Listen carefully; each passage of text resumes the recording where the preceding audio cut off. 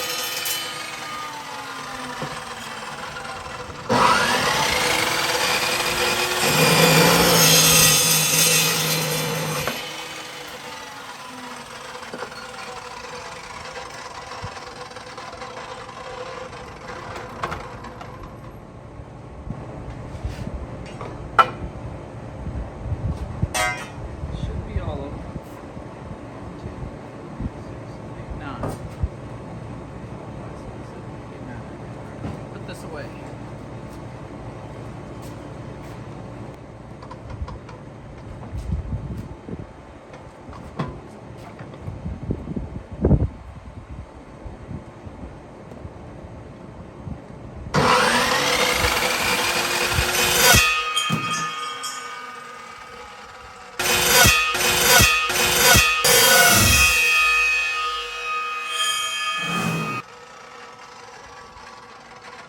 Just can't do that.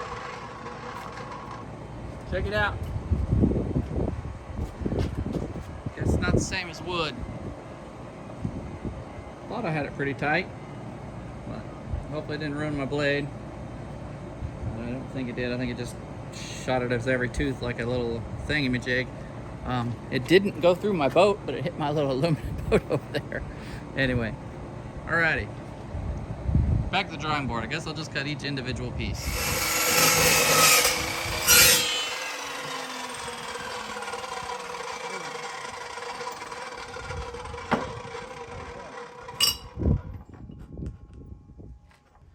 So there, now I got my left and right for my top, my left and right for my bottom. And I'll kind of show you how that's going to go together. So this is my bottoms, like that.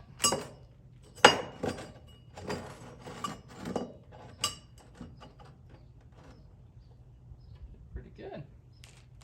And your 20, gonna go like this. And then your 14, so I put them on the inside to give more surface area, go like that. And then, like I said, your 8 will go in between here. And then this basically makes your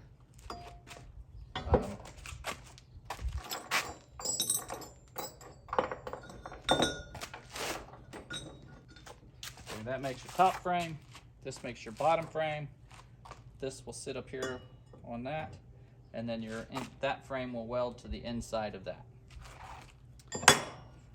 Alrighty.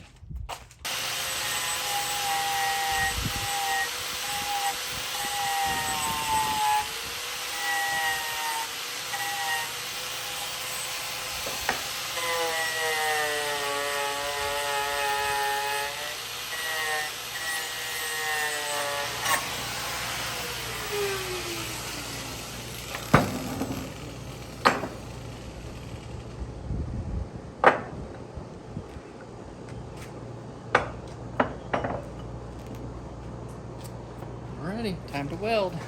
I'm not really sure what happened here. I didn't notice it till I started editing the video, but pretty much all of the footage of the welding is gone. I think the camera was full on my phone, and it just, looked like it was recording and then shut off, and then looked like it was recording and then shut off. I got a little clip and no video. Alright, so as the final here, I just marked this at 1 inch using a little jig, the little Kreg jig thing, that edge marker.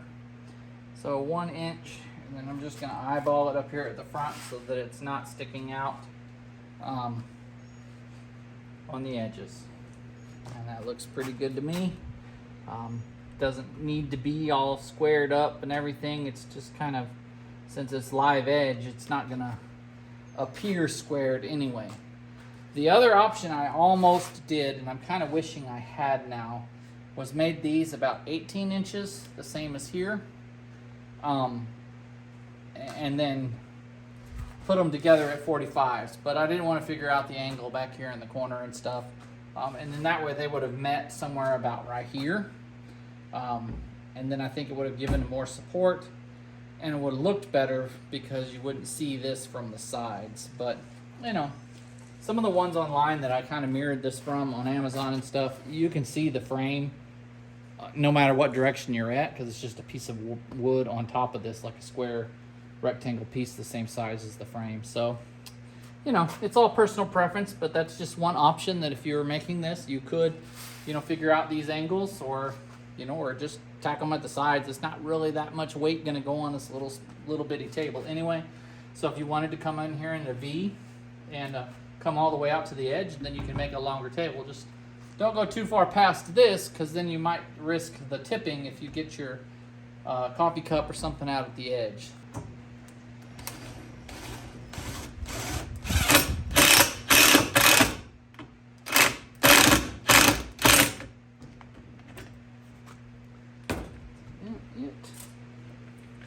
I probably should pre-drill those. Maybe I will.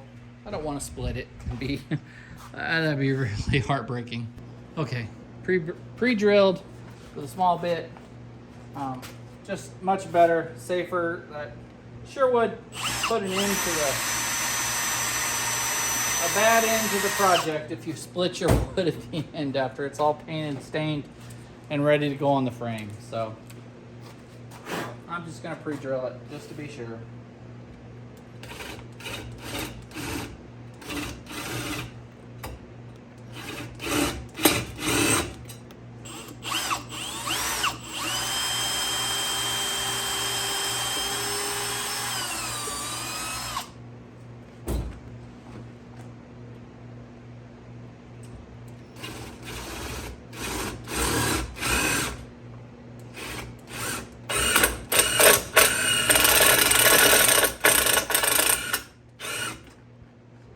Okay, there it is. Final product. I'm gonna go put it in there by the living room now, and I'll have me a table for my stuff. Anyway, as always, get outside, do something, and we'll catch you in the next video. But this is something I'm proud of, even though it's very simple and kind of ugly in some spots. My welding wasn't great, my cuts weren't great, my screws weren't great, but you know what? I cut this from my sawmill, and I got this from a long stick of 24 foot of metal, and I made the table myself. exactly what I wanted.